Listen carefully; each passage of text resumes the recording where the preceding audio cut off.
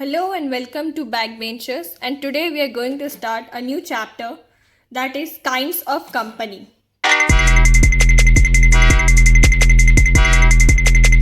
So first we have on the basis of liabilities. So liabilities के according कौन से companies है? First is company limited by shares. The liability of the member of a company is limited by its memorandum of association. So liability जो भी members के होते हैं वो लिखे होते हैं मेमोरेंडम ऑफ एसोसिएशन जो कंपनी डॉक्यूमेंट होता है. To the amount unpaid on the share held by them is known as company limited by shares. तो जो भी अमाउंट अनपेड होता है उनके शेयर्स में जो भी वो होल्ड करते हैं उसको बोलते हैं कंपनी लिमिटेड बाय शेयर्स. इसमें क्या होता है, शेयर होल्डर्स उतना ही पैसा कंट्रीब्यूट करने को बुलाया जाएगा जितना उसका अनपेड रहेगा शेयर होल्डिंग्स में, और वो भी तब बुलाया जाएगा ड्यूरिंग वाइंडिंग अप, जब कंपनी बंद हो रहा होगा. Next one is company limited by guarantee. The liability of the members of guarantee company is limited up to a stipulated sum mentioned in the memorandum. So memorandum of association जो article होता है उसमें लिखा हुआ रहता है कि एक मेंबर जो गारंटी कंपनी के अंदर है उसका कितना सम, मतलब स्टिपुलेटेड सम मतलब मेंशन क्या होता है कि वो उतना ही पैसा बुलाया जाएगा during winding up. Members can not be called upon to contribute beyond the stipulated sum. So जो भी अमाउंट मेंशन किया है, जो भी सम मेंशन किया हुआ है उतना ही बुलाया जाएगा, उससे ज़्यादा उसे कंट्रीब्यूट करने को नहीं बोला जाएगा. Next one is unlimited company. Unlimited company as a company not having any limit on the liabilities of its member. So unlimited company में क्या होता है कि कंपनी के जो मेंबर्स होते हैं उनकी लाइबिलिटीज में कोई लिमिट नहीं होती है, अनलिमिटेड होती है. It means in such a case the liability of member ceases when he ceases to be a member. So इस केस में क्या होता है कि जो मेंबर्स होते हैं वो तभी सीज होता है उनका लाइबिलिटीज जब वो मेंबर नहीं रहते हैं. Member are called to contribute only in the winding up of company. क्या होता है, वाइंडिंग अप के टाइम पे ही अनलिमिटेड कंपनीज में शेयर होल्डिंग्स, मतलब जो भी शेयर्स वो होल्ड करते हैं वो कंट्रीब्यूट करने को कहा जाता है. Next type of company is one person company. It is an one person company. So one person company में क्या होता है, एक ही पर्सन होता है.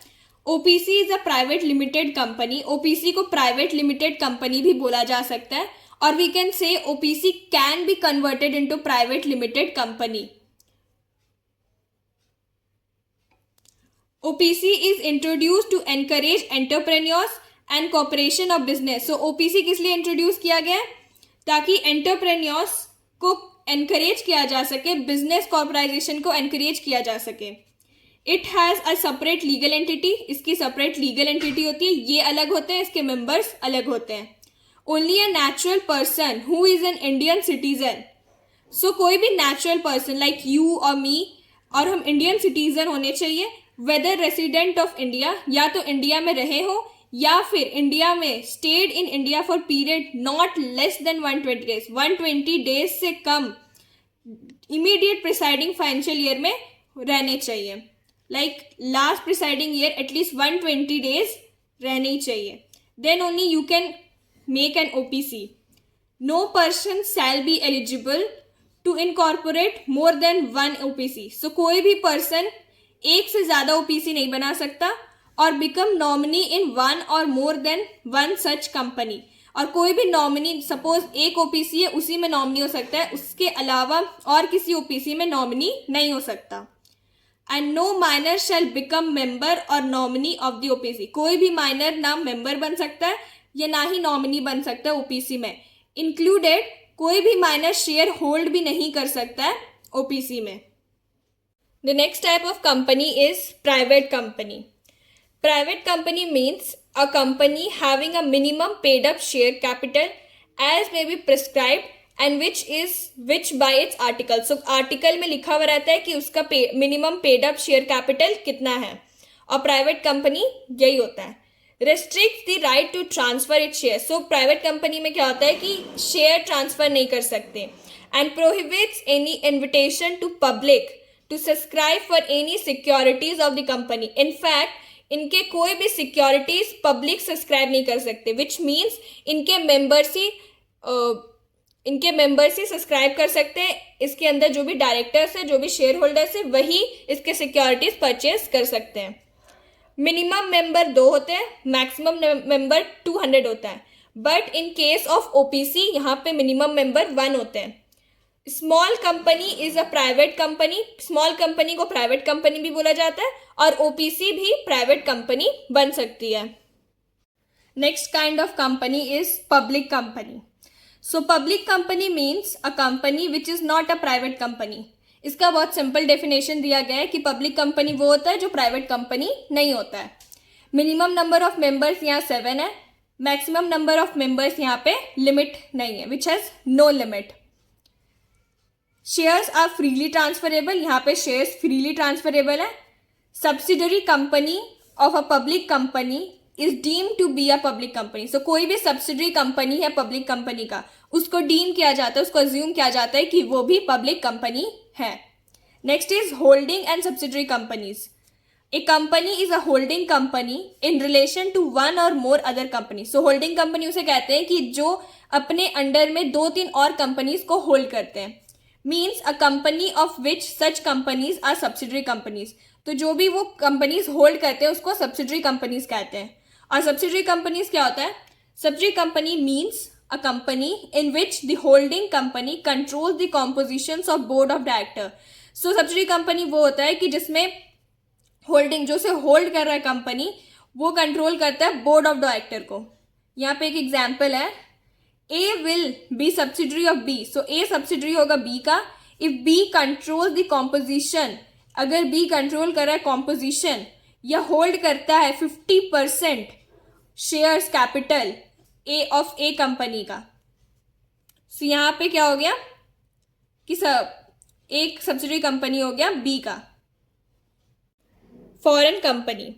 इट मीन्स एनी कंपनी और body corporate incorporated outside India. So कोई भी कंपनी या बॉडी कॉर्पोरेट, इनकॉर्पोरेट मतलब बना है आउटसाइड इंडिया, एंड उसका प्लेस ऑफ बिजनेस इंडिया में है, which has place of business in India, whether खुद से या कोई एजेंट के थ्रू फिजिकली कर रहा है या थ्रू इलेक्ट्रॉनिक मोड कर रहा है, and conducts any business activity in India in any other manner. कोई भी अदर मैनर में बिजनेस कंडक्ट कर रहा है, उसको बोलेंगे foreign company.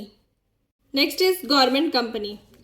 Government company means any company in which not less then. So government company क्या होता है कि कोई भी कंपनी जिसमें less than 51, not less then 51% of paid up capital is held by central government. जो भी कैपिटल, पेड अप कैपिटल है या शेयर्स है, वो सेंट्रल गवर्नमेंट होल्ड करता है या बाय एनी स्टेट गवर्नमेंट, या फिर स्टेट गवर्नमेंट होल्ड करता है. और कोई भी गवर्नमेंट या फिर पार्शियली सेंट्रल गवर्नमेंट और पार्शियली स्टेट गवर्नमेंट होल्ड करता है, कोई भी स्टेट गवर्नमेंट, सो उसे गवर्नमेंट कंपनी बोलते हैं. Formation of companies with charitable object. So कोई कंपनी चैरिटेबल ऑब्जेक्ट के लिए बनाया गया है, उसको सेक्शन 8 कंपनी भी कहते हैं. First point we have is form for promotion of commerce, art, science, religion, charity, protection of environment, sports etcetera. So कोई भी कंपनी बनाया गया है कॉमर्स या आर्ट्स को या रिलीजन, चैरिटी वगैरह को प्रमोट करने के लिए, उसे सेक्शन 8 कंपनी में इंक्लूड करेंगे. It uses its profit for promoting its own objects. तो जो भी ऑब्जेक्ट है, ऑब्जेक्ट्स क्या क्या है, ये प्रोटेक्शन, चैरिटी, सो उसके जितने भी प्रॉफिट्स आते हैं वो उसी में यूज़ करते हैं. And prohibiting the payment of any dividend to its member. और जो भी डिविडेंड आता है वो नहीं देते, मतलब इस कंपनी में क्या होता है कि डिविडेंड नहीं बांटा जाता है. Operates under special licence from central government. यहाँ पे सेंट्रल गवर्नमेंट स्पेशल लाइसेंस देती है. लाइसेंस रिवोक हो जाता है, कैंसिल हो जाता है अगर कोई कंडीशन नहीं फॉलो किया गया है तो, या कॉन्ट्रावेन किया गया है तो. ऑन रेवोकेशन सेंट्रल गवर्नमेंट में डायरेक्ट इट टू. रेवोकेशन अगर होता है तो उसमें सेंट्रल गवर्नमेंट का क्या क्या ऑप्शन होता है, या तो आप स्टेटस चेंज कर दो और उसका नाम चेंज कर दो, या कंपनी टोटली बंद कर दो, which means wind up. Amalgamate with another को company having similar object. So कोई भी ऐसे कंपनी के साथ मिला दो जिस कंपनी का सेम ऑब्जेक्ट है, लाइक सेक्शन 8 या चैरिटेबल ऑब्जेक्ट लिए वो कंपनी बना हुआ है, तो उसके साथ मिला दो उस कंपनी को.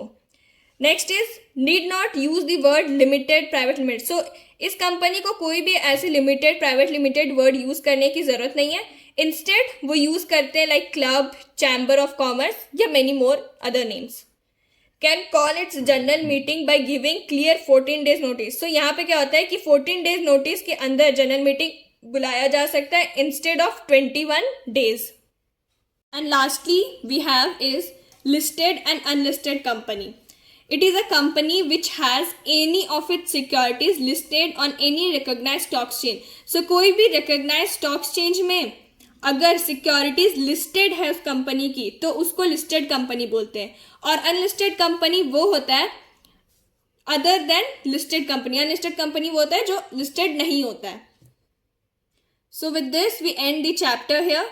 For more educational videos, do like, share, subscribe my channel, and you will get the PDF on my Telegram channel, and I'll give you the link on my description. Thank you.